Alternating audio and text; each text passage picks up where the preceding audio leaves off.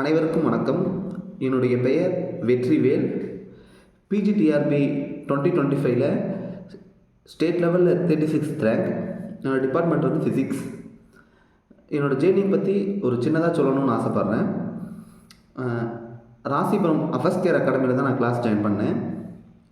Karikalan sir, இந்த வெற்றிக்கு வந்து ஒரு மிகப்பெரிய பங்கு அவருக்கு தான் இருக்குது. ஏன்னா எனக்கு வந்து அவர் ஒரு டீச்சர்னு சொல்கிறத விட என்னோடய ஃப்ரெண்டுன்னு நான் சொல்லலாம். ஏன்னா எனக்கு அவ்வளோ க்ளோஸாக என்னோடய வீட்டோட அட்டாச் பண்ணி விட்டார். அவங்க வீட்டோட அக்கா எல்லாத்துக்கூடையும் ஃபேமிலியோட ஒரு ஃபேமிலி ஃப்ரெண்டு மாதிரி என் கூட பழகினார். எந்த டவுட்டு எனி டவுட்டு எல்லாமே வந்து ஈஸியாக என்னால் கிளாரிஃபை பண்ணிக்க முடிஞ்சுது. இன்னொன்று, நாங்கள் எழுதின டெஸ்ட்டு மாதிரி வேறு எந்த இன்ஸ்டியூட்லையும் டெஸ்ட் எழுதியிருக்க முடியாது. ஏன்னா ஒரு யூனிட்டுக்கு ஒரு 700 கொஷின் to 800 கொஷின் நாங்கள் வந்து எழுதி பார்த்தோம். அப்படி 10 யூனிட் கம்பேர் பண்ணும்போது ஒரு 8001 மார்க். அப்போ வந்து நாங்கள் இப்படி டெஸ்ட்டு எழுதும்போது நமக்கு வந்து ஒரு எக்ஸாம் ஃபியர் போயிடும். எப்படியாப்பட்ட கொஷின் பேப்பர் கொடுத்தாலும் நம்மளால் எழுத முடியும் அப்படிங்கிற ஒரு கான்ஃபிடென்ட் வந்து நமக்குள்ளே க்ரியேட் ஆகிரும். Thank you so much sir.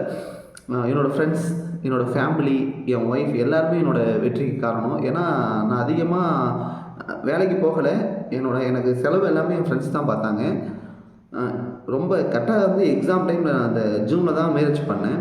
அதுக்கப்புறம் இவ்வளோ தூரம் ட்ராவல் பண்ணி வரத்துக்கு என்னோடய ஒய்ஃப் ஒரு முக்கிய காரணம். என்ன என்கிட்ட இருந்துச்சு அப்படின்னா, நான் வாங்கினேன் அப்படின்னா ஒரு நோட்டீஸ் போர்டு, ஒரு ஒயிட் போர்டு கண்டிப்பாக தேவை. 10 யூனிட்டுக்கும் ஒரு 20 நோட் வேணும். 20 நோட்டு, அது இல்லாமல் மட்டி நோட்டு வந்து ஒரு 30 நோட்டு வாங்கி வச்சுக்கிட்டேன். கிளாஸில் கொடுக்குற மெட்டீரியல் வச்சு நம்மளாக ஓன் நோட்ஸ் ஒன்று மேக் பண்ணணும். ஹேண்ட் ரிட்டன், நம்மளோட ஓன் ஹேண்ட் ரைட்டிங்கில் படிக்கும்போது இன்னும் யூஸ்ஃபுல்லாக இருக்கும். அதுலேயுமே வேரியஸ் கலரில் முக்கியமான ஃபார்முலானா அதை க்ரீனிங்கில் எழுதிக்கிட்டேன்.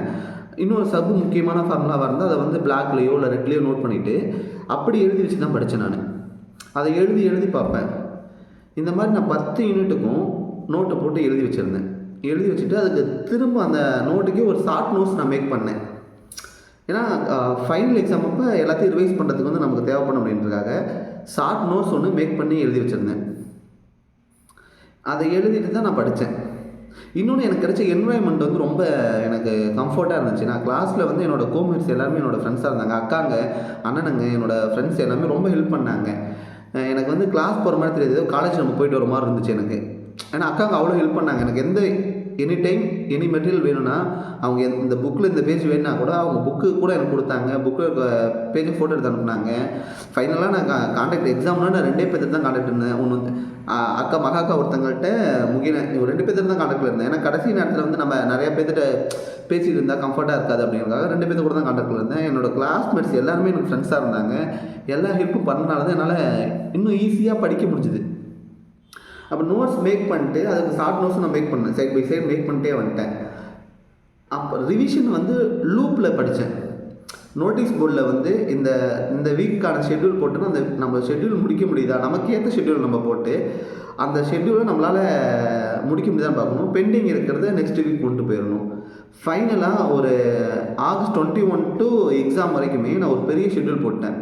இந்த டேட்டில் இதை படிக்க போகிறோம். மேத்தமெட்டிக்கல் ஃபிசிக்ஸ் படித்தோம்னா அடுத்தது கிளாசிக்கல் படிச்சுட்டு திரும்ப மேத்தமெட்டிக்கல் ஃபிசிக்ஸை ரிவைஸ் பண்ணிட்டு தான் அடுத்து குவாண்டத்துக்கு போகணும். அந்த மாதிரி லூப் போட நம்ம வந்து ரிவிஷன் வந்து அதிகமாகிடும். எக்ஸாம்பிள் நம்ம ஃபஸ்ட்டு ஒரு ரிவிஷன் முடிக்கிறதுக்குள்ளே ஒரு யூனிட் வந்து 4 டைம் நம்ம ரிவைஸ் பண்ணியிருப்போம் லூப்பில் படிச்சிருந்தோம்னா. அப்படி தான் படித்தேன். அதனால் எனக்கு இன்னும் ஈஸியாக இருந்துச்சு. ரொம்ப ரொம்ப தேங்க்ஸ் எல்லாத்துக்கும். இது வந்து குட்டி வீடியோவாக இருக்கனால இவ்வளோ தான் சொல்ல முடியும். மேபி ஒரு பெரிய வீடியோ போட்டோம்னா இன்னும் தெளிவான ஒரு எக்ஸ்ப்ளனேஷன் கொடுக்க முடியும். தேங்க்யூ சார், கரிகாலன் சார், ரொம்ப ரொம்ப நன்றி. அக்காவுக்கு ரொம்ப ரொம்ப நன்றி. ஏன்னா எங்களோட இன்ஸ்டியூட்டை பொறுத்த வரைக்கும் சார் மட்டும் கிடையாது, சாரோட ஒய்ஃபும் கூட. ரொம்ப ரொம்ப ரொம்ப நன்றி அக்கா. என்னோடய கோமேட்ஸ் எல்லாத்துக்கும் ரொம்ப ரொம்ப நன்றி. என்னோடய ஃப்ரெண்ட்ஸ், என்னோடய ஃபேமிலி. ஏன்னா எங்கள் அம்மா வந்து அவ்வளோ கஷ்டப்பட்டு தான் என்னை வளர்த்தாங்க. கவர்மெண்ட் ஸ்கூல்லே படித்து, கவர்மெண்ட் காலேஜில் படித்து இந்த ஒரு நிலைமைக்கு நம்ம போகிறதுக்கு காரணம் எங்கள் அம்மா தான். அவங்க வந்து தையல் மிஷின் மிதித்து என்னை படிக்க வைக்கலன்னா நான் இன்றைக்கி இந்த நிலைமைக்கு இருந்திருக்க முடியாது. ரொம்ப ரொம்ப நன்றி, எல்லாத்துக்கும் ரொம்ப நன்றி. Thank you everyone. கண்டிப்பாக நம்மளால் முடியும், நம்புங்க. யார் சொல்கிறதையும் கேட்காதீங்க. இவங்க போனாலாம் படிக்க முடியாது, எதுவுமே பண்ண முடியாது அப்படின்னு நிறையா பேர் டிமோட்டிவேட் பண்ணுவாங்க. அதெல்லாம் யாருமே கண்டுக்காதீங்க. நம்மளால் முடியும். சொல்லணும்னு சொல்லிகிட்டே தான் இருப்பாங்க. ஏன்ப்பா வேலைக்கு போகணுன்னு 10 பேர் கேட்பான். இன்னுமாப்பா படிச்சுட்டு இருக்குன்னு 10 பேர் கேட்பான். நம்மளோட கோல் என்ன, நம்ம ஃபிக்ஸ் பண்ணிட்டோம்னா நம்ம அதுக்கான ரூட்டு அதுக்கான பாத்தை க்ரியேட் பண்ணிட்டு நம்ம போயிட்டே இருக்கலாம். மற்றவங்களை பற்றி கவலைப்பட தேவையில்லை. ஏன்னா அடுத்தவங்கள பார்த்தோம்னா நம்ம தோற்றுருவோம். அதே மாதிரி தான் கிளாஸ்லேயும் இவங்க நம்மளும் நல்லா படிக்கிறாங்களே, இவங்க நல்லா டெஸ்ட்டில் ஸ்கோர் பண்ணுறாங்களே, நம்ம என்ன படிக்கிறோம், நம்ம படித்ததை டெஸ்ட்டில் அப்ளை பண்ண முடியுதா, அதுலேருந்து நம்ம என்ன கற்றுக்குறோம் அதை மட்டும் பாருங்கள் போதும். இன்ஸ்டியூட்டில் என்ன மெட்டீரியல் கொடுக்குறாங்களோ அதை மெட்டீரியல் நம்ம ஓன் ஹேண்ட் ரைட்டிங் எழுதிட்டு திரும்ப எக்ஸ்ட்ரா டெஸ்ட்டில் ஏதோ ஆட் இருந்தால் அதுலேயே திரும்ப ஆட் பண்ணிட்டு அதுக்கப்புறம் தேவையான ரெஃபரன்ஸ் புக்கை பார்த்துக்கோங்க. அப்படி படித்தாவே போதுமானது. பயன்படுத்துவாங்க, முடியவே முடியாதுங்க, அது நம்மளாலாம் உங்களால் சான்ஸே நம்பாங்க. நம்மளால் முடியும், நம்ம நம்புவோம், கண்டிப்பாக நம்மளால் சாதிக்க முடியும். ஏன்னா ஒரு நோட்டீஸ் போர்டில் நீங்கள் உங்களுக்கு என்ன பிடிச்ச கோட்டை அதை எழுதி வச்சுக்கோங்க. அப்படின்னா தான் நான் என்ன எழுதி வச்சுருந்தேன்னா, nothing can be gained without losing, even heaven demands death. சொர்க்கத்துக்கு ஒன்றும் சும்மா போயிட முடியாது, நம்ம மரணத்தை கொடுத்தா தான் சொர்க்கத்துக்கு போகணும்னு நான் எழுதியிருந்தேன். தோல்வியே எனக்கு இல்லை, போராட்டமே எனது எல்லை, 12th ஃபெயில், அந்த ஒரு கோட்டை நான் எழுதி வச்சுருந்தேன். இந்த மாதிரி நம்ம நமக்கு பிடிச்ச கோட்டை எழுதி வச்சிடணும். நான் வந்து 134 மார்க் வாங்கணும், 134 மார்க் நம்ம வாங்கணும்னு நான் ஃபிக்ஸ் பண்ணி வச்சுருந்தேன்.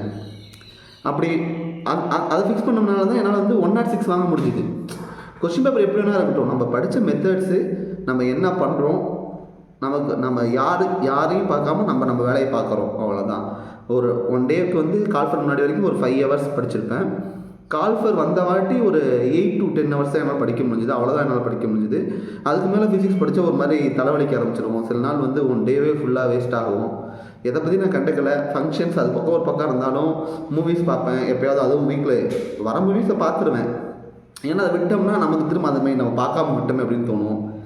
சைட் பை சைடு என்னென்னலாம் பண்ண முடியுமோ, ஃபேமிலியும் பார்க்கணும், ஸ்டடீஸையும் பார்க்கணும், எல்லாத்தையும் மெர்ஜ் பண்ணி நம்மளோட இதை நம்ம தான் பார்த்துட்டே போதும். என்னால் ஃபேமிலி சுச்சுவேஷன் இப்படினால என்னால் படிக்க முடியல, என்னால் இந்த ஒர்க்லாம் பார்த்துனா என்னால் படிக்கணும் அப்படிலாம் இல்லை. நம்ம ஒரு 5 hours ஒதுக்கணும். கால்ஃபர் வர வரைக்கும் ஒரு 5 hours போதுமானது. கால்ஃபர் விட்ட வாட்டி ஒரு 8 to 10 hours இனஃப். ஏன்னா நம்ம 5 hours கன்சிஸ்டண்ட்டாக படிச்சுட்டே வந்துட்டோம்னா நம்ம எல்லாத்தையும் கம்ப்ளீட் பண்ணி வச்சுருப்போம். நம்ம ரிவைஸ் பண்ணுறதுக்கு மட்டும்தான் நேரம் தேவைப்படும், அது போதுமானதாக இருக்கும். எல்லாத்துக்கும் ஆல் தி பெஸ்ட், நல்லா படிங்க. இது குட்டி வீடியோவாக சாருக்கு அனுப்பணுங்காண்டி ரொம்ப ஃபாஸ்ட்டாக பேசியிருக்கேன்.